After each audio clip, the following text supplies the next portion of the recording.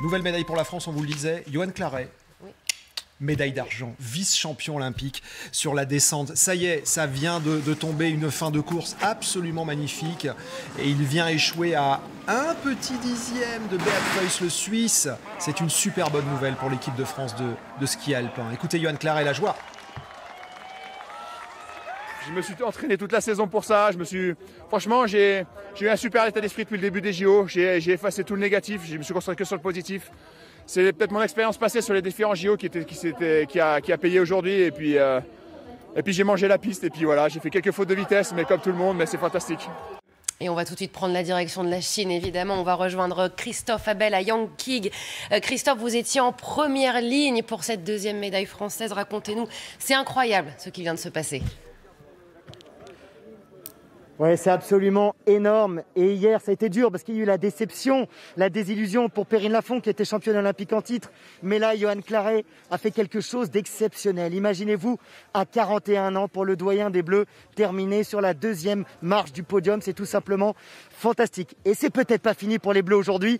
Tout à l'heure, dans 45 minutes à peu près, Tessa Worley s'alignera sur le géant avec là aussi peut-être un espoir de médaille. Et on attend également beaucoup à 10h tout à l'heure pour le biathlon français, les 15 km, avec là encore un bel espoir de médaille pour Anaïs Bescon.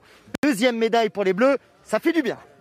Voilà, mais bien sûr, profitez Christophe Abel, c'est magnifique de vivre ça avec Philippe Véron. C'est quoi un dixième à cette vitesse-là, c'est ça? Oh là là.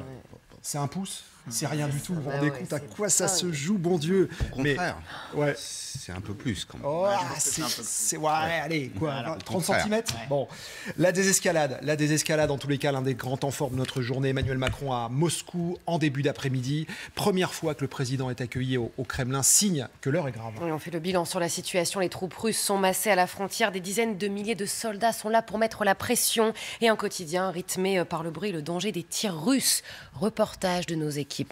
Mickaël Guilleux et Guillaume Aguerre. Le face-à-face est pesant. Au pied de chaque pylône électrique, il y a une position ennemie. Ces dernières semaines, le front s'est calmé. Il n'y a plus de tirs d'obus. Les séparatistes attaquent une fois par jour, surtout le soir et la nuit. Mais c'est juste pour nous provoquer, nous forcer à tirer en retour. Nous, on ne répond pas car c'est juste pour repérer nos positions. Pas de relâchement. Dans cette guerre de position, les soldats savent que le jeu diplomatique peut à tout moment bouleverser leur quotidien. C'est dans ces tranchées, juste en face des séparatistes, que la tension est la plus grande. Mais il existe aussi des villages à quelques kilomètres de la ligne de front où la vie est totalement chamboulée. Seule Raïssa nous a ouvert sa porte.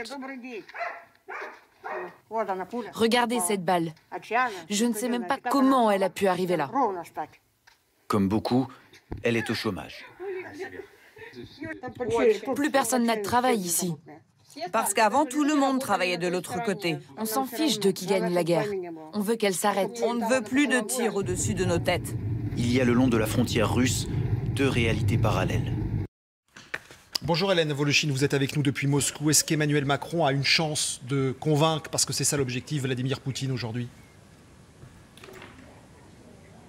Alors en tout cas, l'Elysée voit comme un signal positif le fait que Vladimir Poutine a accepté de recevoir Emmanuel Macron pour discuter de cette question de l'Ukraine, alors que jusqu'à présent, son interlocuteur privilégié sur ce dossier était le président américain Joe Biden. Vladimir Poutine aurait promis à Emmanuel Macron une discussion de fond et de prendre le temps nécessaire, ce qui signifie que cette rencontre, prévue initialement pour durer autour de 2 heures, pourrait se prolonger jusque tard dans la nuit. Alors on a du mal pour le moment à voir les contours d'un possible compromis, tant les exigences de Vladimir Poutine paraissent irrecevable aux yeux des Occidentaux. Je rappelle que le président russe a demandé aux États-Unis de retirer leurs troupes de tous les pays d'ex-Union soviétique membres de l'OTAN et que l'OTAN elle-même s'engage à ne pas s'élargir à de nouveaux pays d'ex-Union soviétique, y compris l'Ukraine. Les États-Unis et l'OTAN ont récemment apposé une fin de non-recevoir à ces exigences.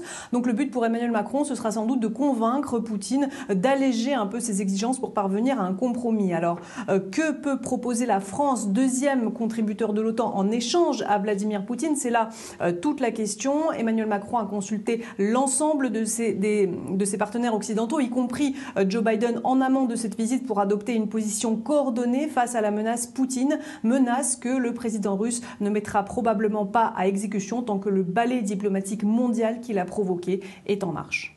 Merci beaucoup Elena Volchil depuis Moscou. On vous rappelle l'émission spéciale